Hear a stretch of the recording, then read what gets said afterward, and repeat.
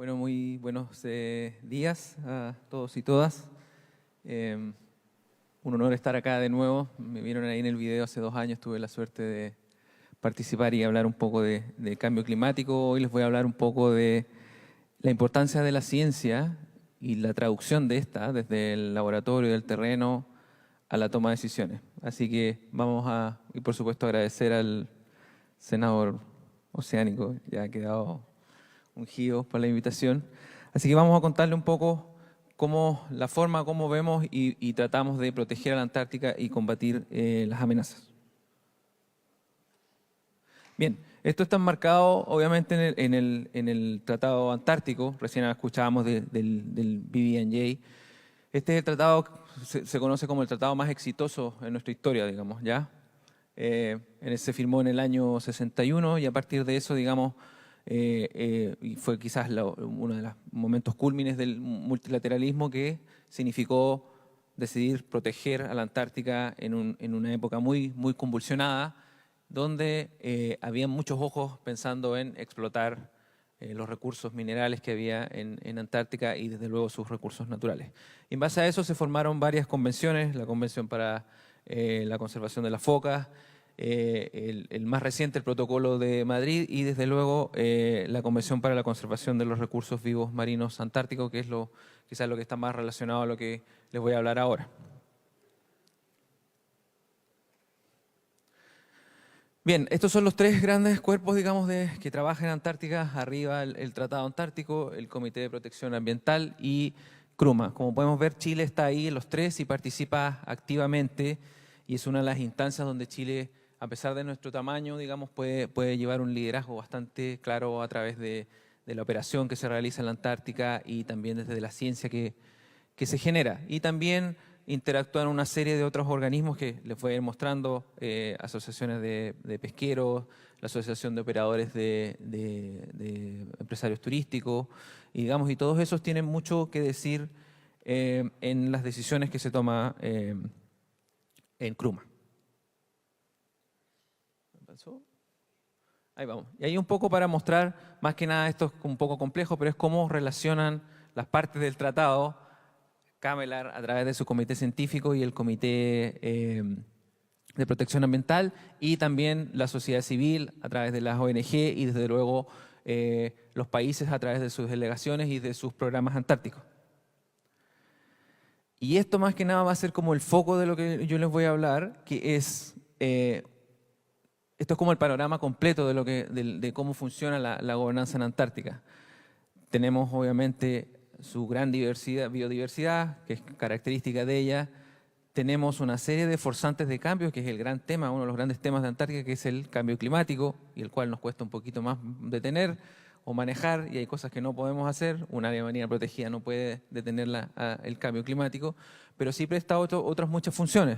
Y desde luego tenemos el lado de los servicios ecosistémicos, que son los servicios que nos facilita la Antártica, nos presta, y que incluyen el turismo, la ciencia y también la pesca. Y desde luego lo más importante, que es a través de la ciencia, que son las observaciones, que cada vez están siendo más importantes en este escenario de cambios que está viviendo la Antártica.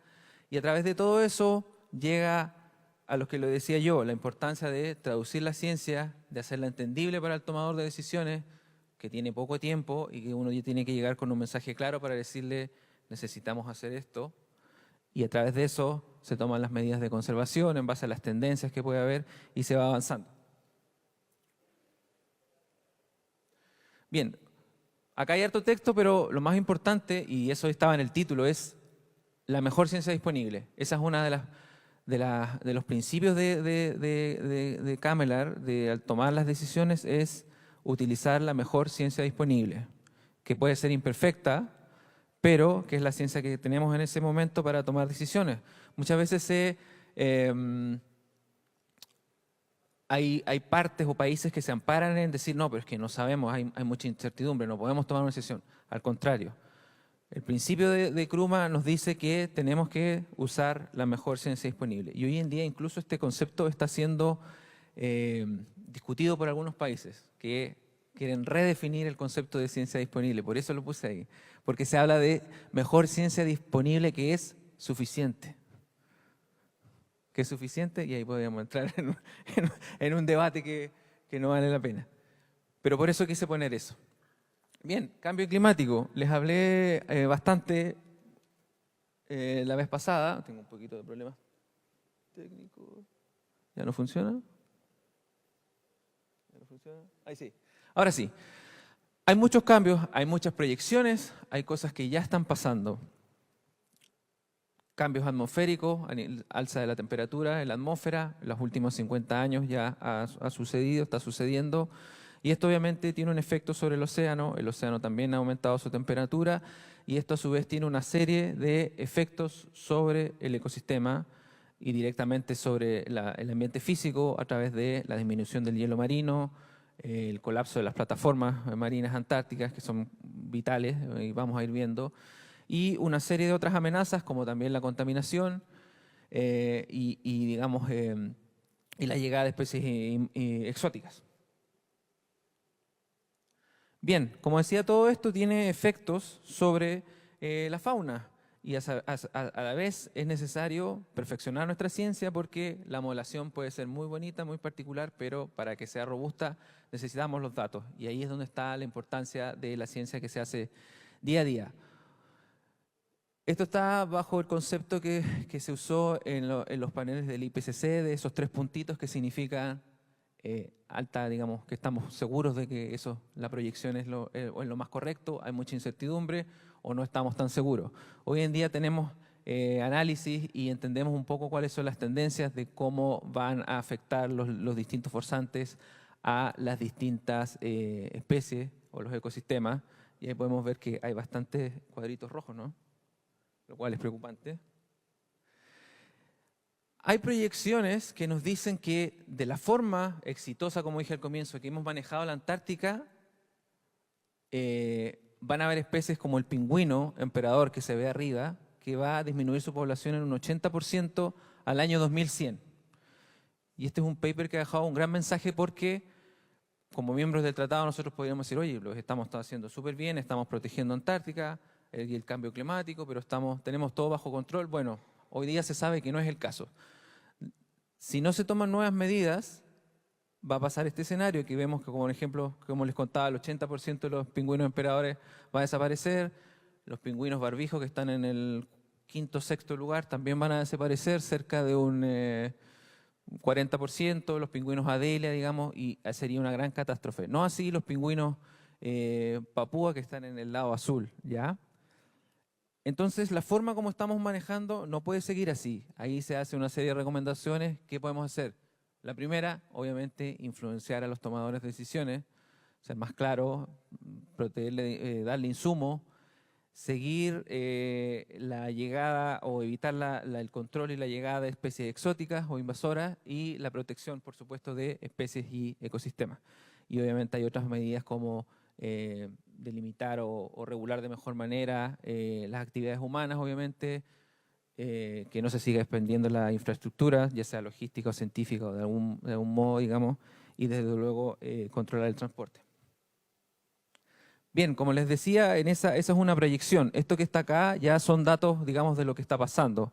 Podemos ver que las 3 principales, o las 3 especies de pingüinos que hay en la península, la principal o la de arriba, la Adelia, en verde o azul, son las colonias que están, digamos, bien, de para arriba, verde más o menos, rojo mal. Y podemos ver que en el cuadro superior la especie del pingüino Adelia está sufriendo bastante con el cambio climático.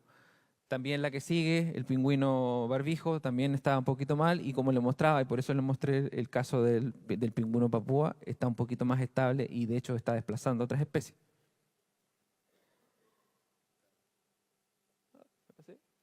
Aquí, el pingüino Adelia, uno asumiría, bueno, obviamente es un tema de alimentación, que es lo primero que uno podría pensar, pero no es tan así. Este es un artículo nuevo donde en una colonia especial o específica en la zona del archipiélago de Palmer se estudió la colonia por muchos años y se dieron cuenta que cambios en el patrón de nieve y de vientos hacía que se acumulara más nieve, nevara en épocas menos comunes, por lo tanto al acumularse nieve esto afecta a la reproducción del pingüino Adelia. Y en el mapa de allá que se ve, todos esos áreas de colores, la mayoría, todo el lado hacia donde estoy yo, por ejemplo, desapareció en cerca de 40 años.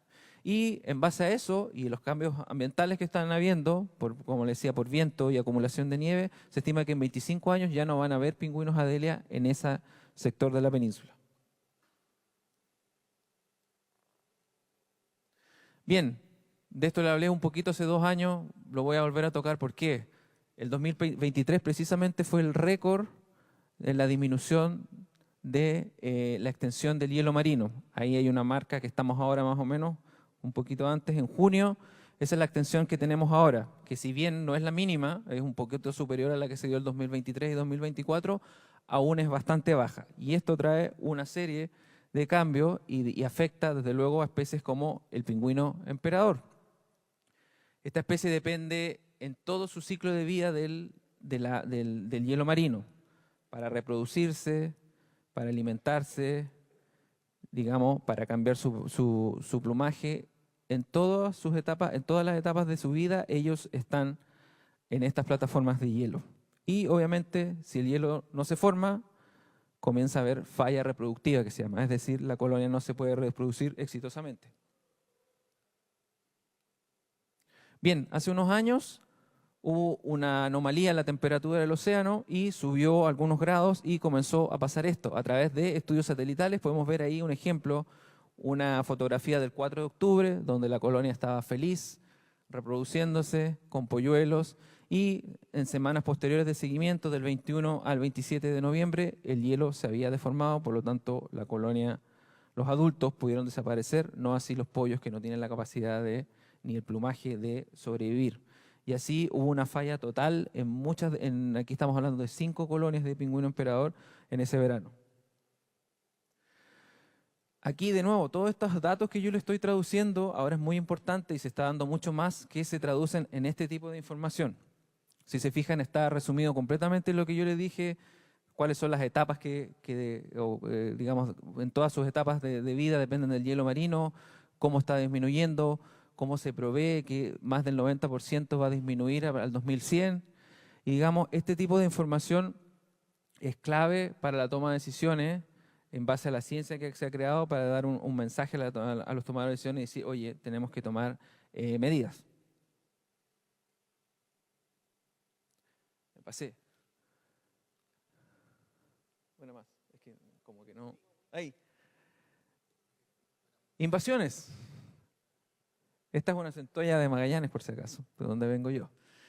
Es otro de los grandes peligros. Antártica, por cientos de años, ha sido un continente muy estable, muy frío, donde las variaciones son mínimas. ¿Qué está pasando? Se está calentando la atmósfera, está subiendo la temperatura del océano. ¿Y qué está pasando? ¿O qué va a pasar?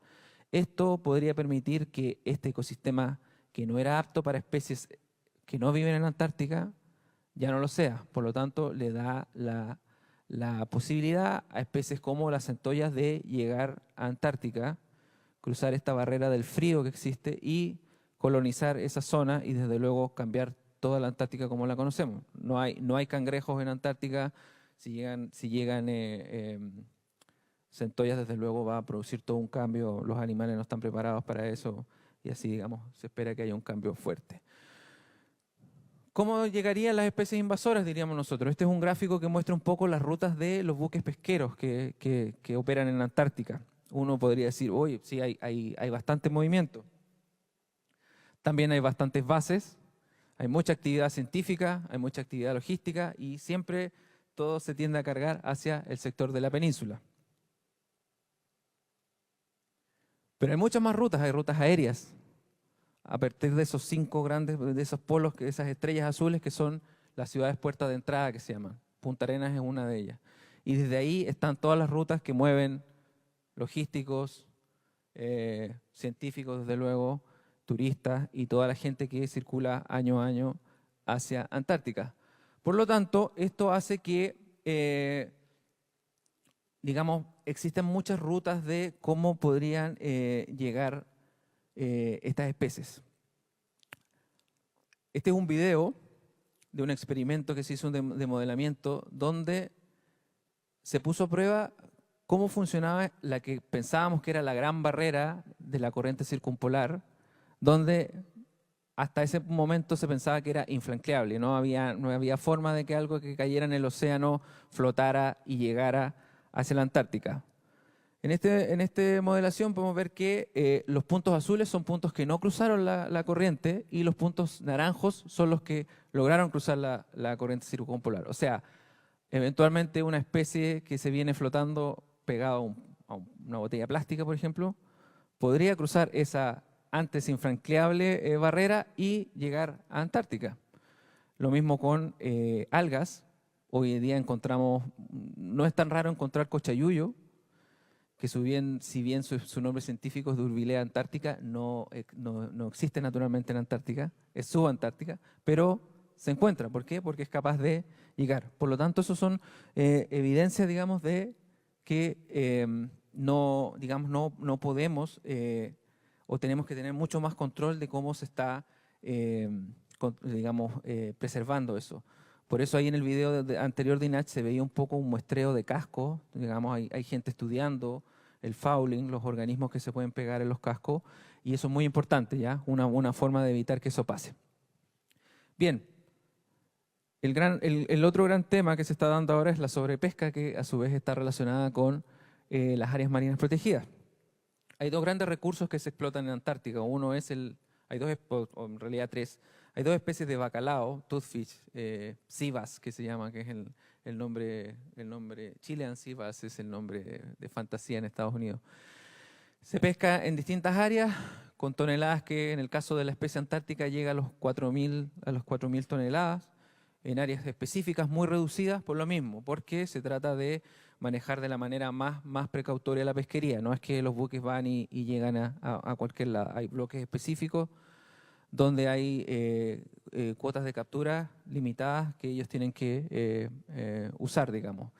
Y obviamente se están incorporando, y estos nuevos se están discutiendo en el marco del comité científico, nuevas formas de hacer más precautorio, de estimar el estatus de las poblaciones, ya que esta especie es un depredador, digamos, top en Antártica y cualquier efecto en ella puede cambiar todo el ecosistema.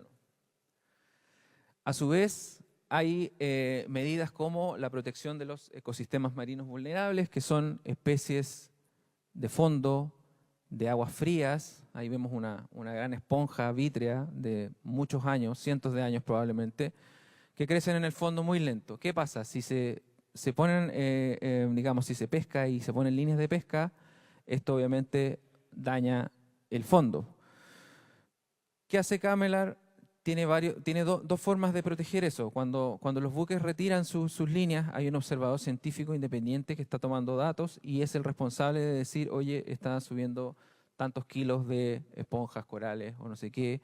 Y si eso pasa, el buque debe informar inmediatamente a la Secretaría y al país, a través del país, que se detectó un área de ecosistema marino vulnerable y el buque tiene que salir inmediatamente de ahí. Y eso después queda cerrado, y eso básicamente son todos los puntos rojos que se ven ahí en la península, y que hay tantos que por lo mismo no se puede pescar, no existe pesca de bacalao en esa zona, porque ya está cerrada, porque es un ecosistema muy frágil.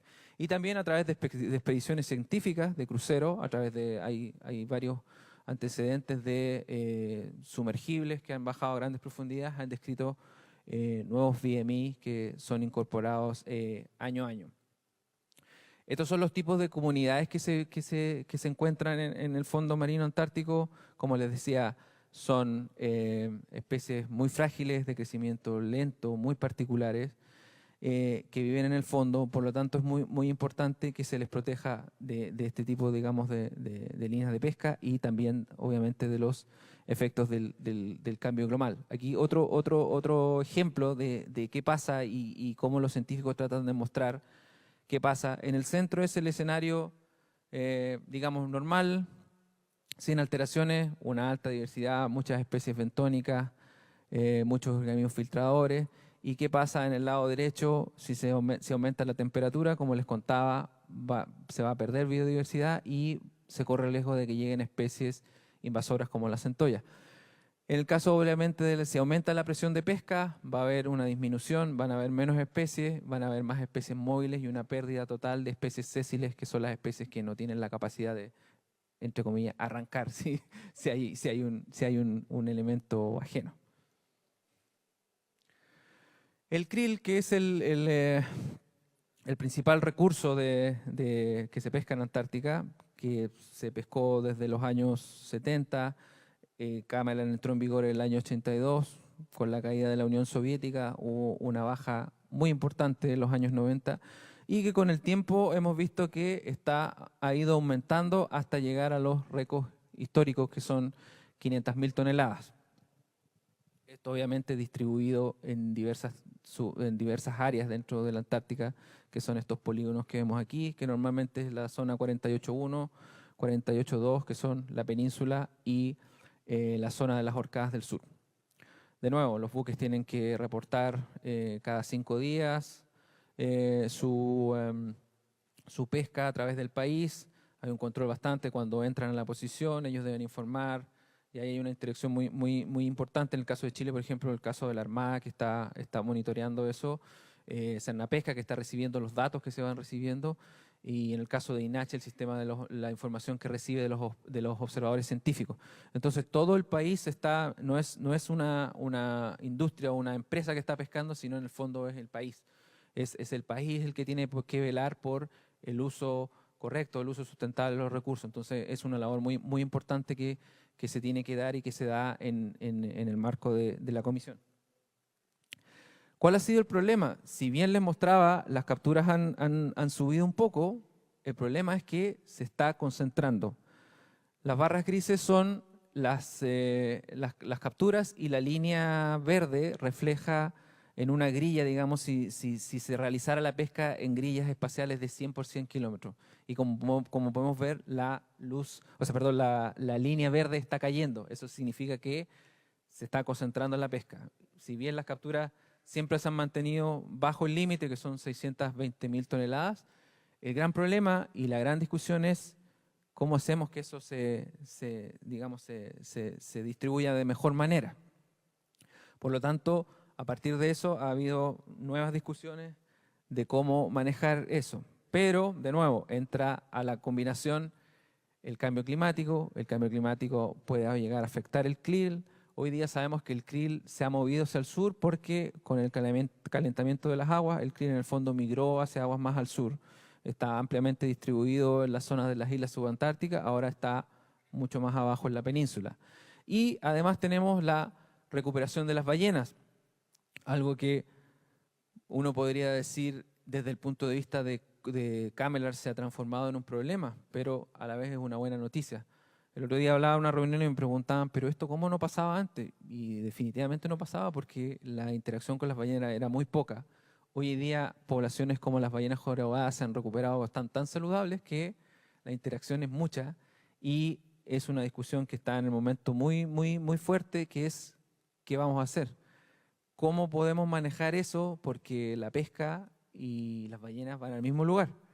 No hay forma de separarlas, digamos. Y eso es una de las grandes discusiones que se tiene que tratar este año y el próximo para ver qué medidas se pueden implementar para, digamos, que no se produzcan incidentes de capturas incidentales que han ocurrido en los últimos 4 años.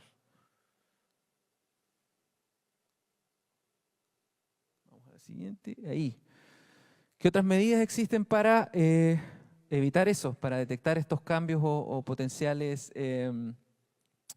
efectos de la pesca? Existe un programa que viene de los años 90 llamado el Cameron Ecosystem Management Program, que es el programa de seguimiento del ecosistema. Ahí hay una distribución hay una serie de especies que se estudian en colonias y los distintos países digamos que lo han monitoreado por décadas. De nuevo, íbamos súper bien hasta hace unos años cuando empezó a cambiar más el ambiente y empezaron a subir las capturas, nos dimos cuenta, quizás esto no es tan bueno, quizás no estamos detectando los cambios. Y ustedes podrían decir, pero ¿y por qué están esas banderas ahí, los sitios de monitoreo? Y en realidad no necesariamente hay pesca. Efectivamente, porque por un tema práctico en la época, los países decidían, oye, monitoreamos esta colonia porque está aquí en mi patio, entre comillas. Ya, pues, entonces estudiémosla por 20 años, pero quizás nunca se ha pescado ahí, lo cual no es malo porque nos da un control de Si hay un cambio, ojo, es el ambiente, no es el humano.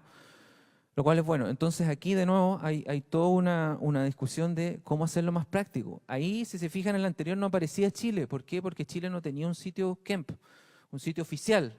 ¿Por qué? Porque nosotros hemos estado usando otras tecnologías que esperamos empiecen a incluir a través de GPS, seguimiento satelital, para saber, por ejemplo, como se ve en el gráfico de abajo, dónde va la flota y si hay una interacción espacial al menos con las áreas de alimentación de los pingüinos. Y eso nos permite y nos ha permitido entender en estudios que hemos hecho con colegas del INACH, cómo por ejemplo hay años donde el krill está más lejos y los pingüinos tienen que viajar más kilómetros, tienen que viajar en promedio 50 kilómetros a alimentarse, a un año normal donde lo harían a 25 kilómetros o tienen que bucear más profundo. Y esas son todos componentes que hay que tener, digamos, y que son claves para manejar de manera sostenible la pesquería.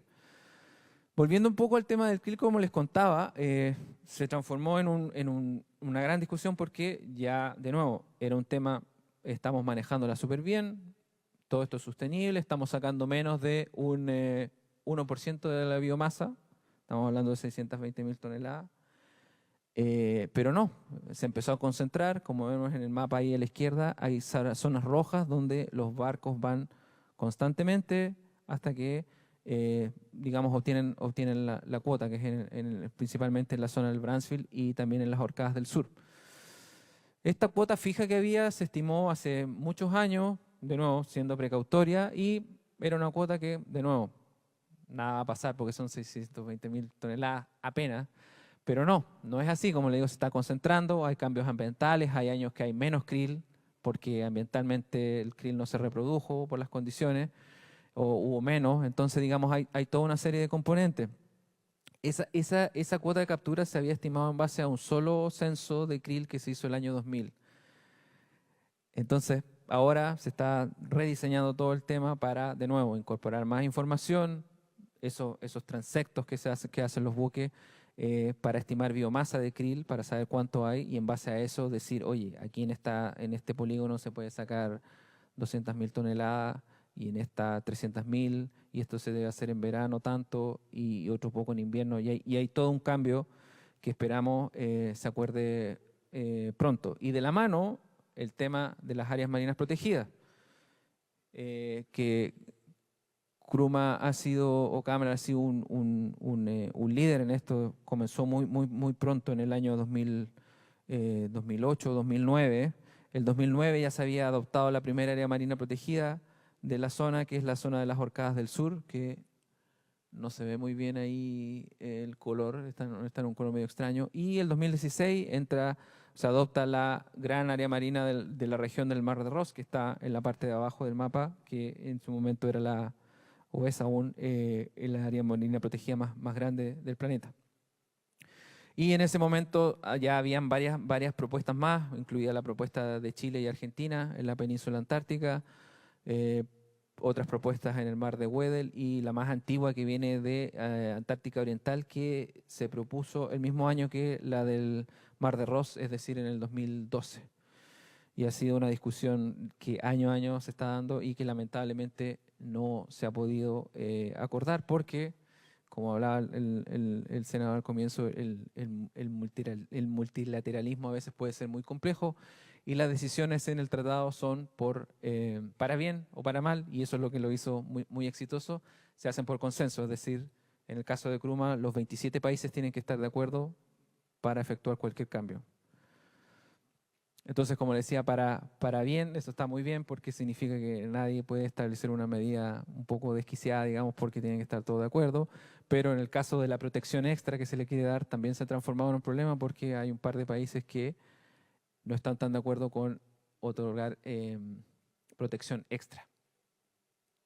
Y así Chile trabajó desde el temprano, el 2012, con una serie de talleres internacionales, hasta que en el 2018 se presenta la primera propuesta, la primera versión, y que ha ido avanzando, pero siempre se chocaba con el problema de que estábamos hablando, como les mostré, del área que tiene la mayor pesca de krill. Entonces, era todo muy bonito, pero nosotros queremos pescar. Y así partió desde la adopción de áreas prioritarias para la conservación, en base no solo a krill, a muchos objetivos, procesos pelágicos, bentónicos, áreas reproductivas de algunas especies y desde luego la importancia de los predadores dependientes del krill. Y así es como hemos llegado finalmente al 2023 o 2024, donde se logró juntar estos dos caminos a través del proceso de armonización, que llevaba varios años, y a mí me llamaba la atención porque hay que armonizar la AMP con la pesca. Y era un concepto que sonaba bien bonito, pero todos se preguntaban, ¿pero cómo lo armonizamos? Y el año pasado se dio un taller y se dio una discusión muy fructífera donde dijeron, bueno, hagamos conversar las dos iniciativas. ¿Qué se puede hacer? ¿Qué no se puede hacer?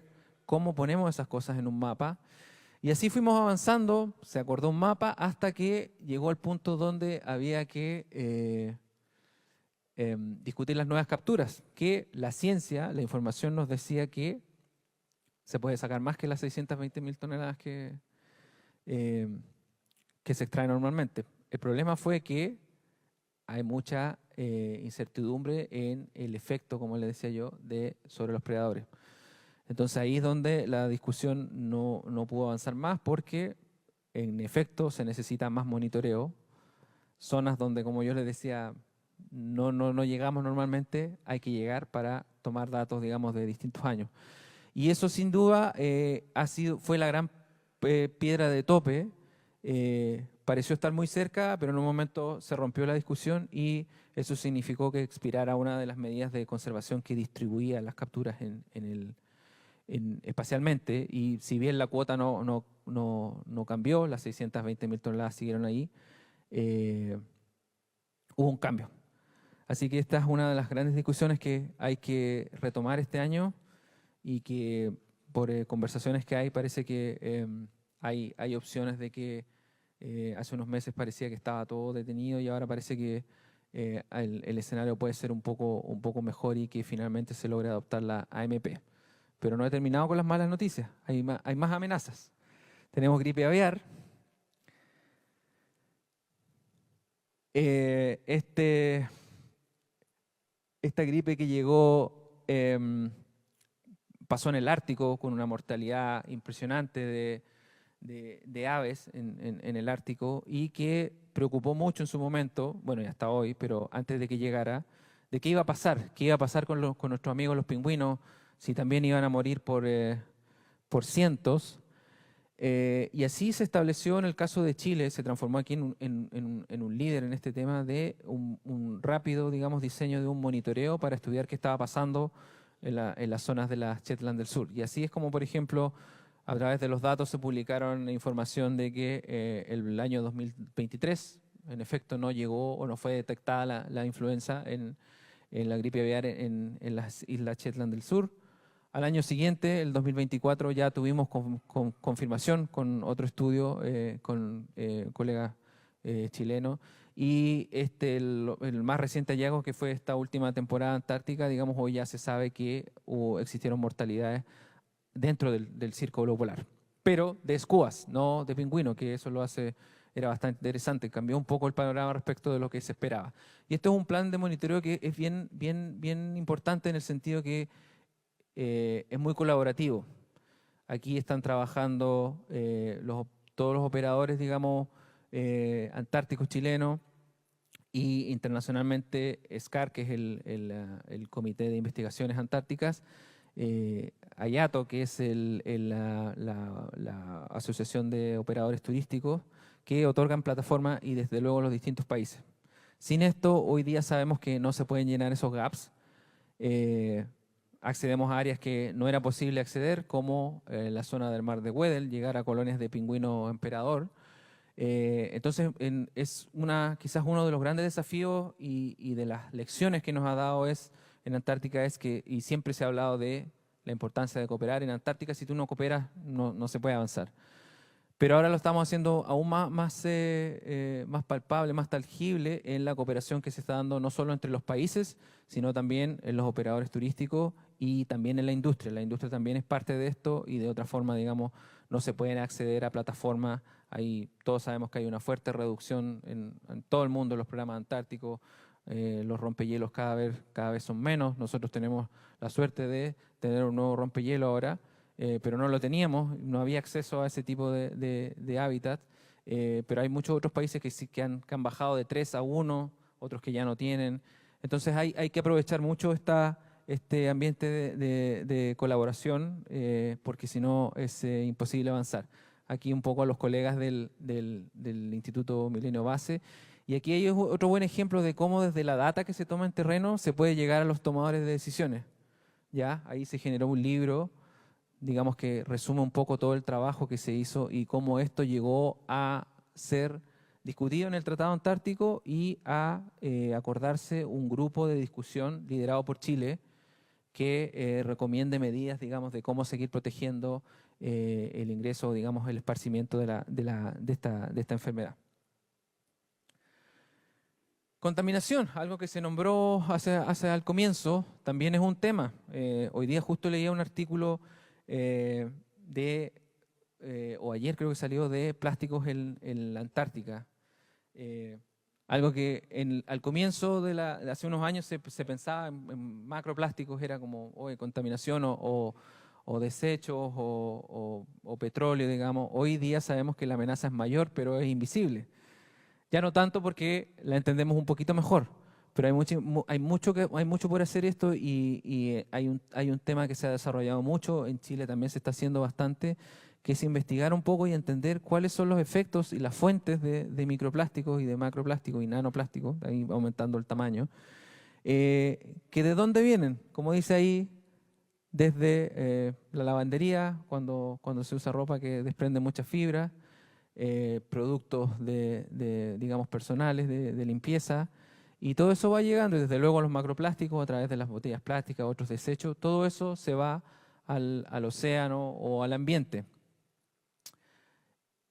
Miren ese dato que está ahí, habla de que se estima que hay entre 44 a 500 kilos de partículas de microplásticos que vienen de productos de cuidado personal.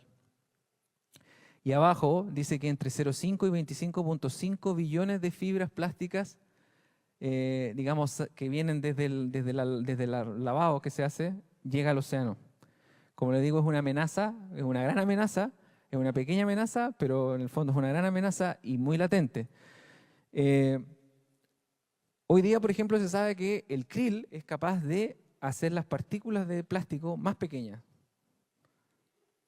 Entonces se va transformando, digamos, en otro tipo de problema.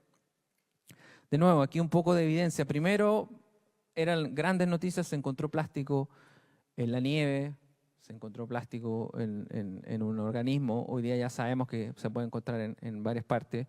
Aquí un ejemplo de un estudio que hicimos en Bahía Fieldes con una almejita que vive ahí, y descubrimos que en el 100% de las almejas que estudiamos había al menos un 80% de distintos tipos de fibra.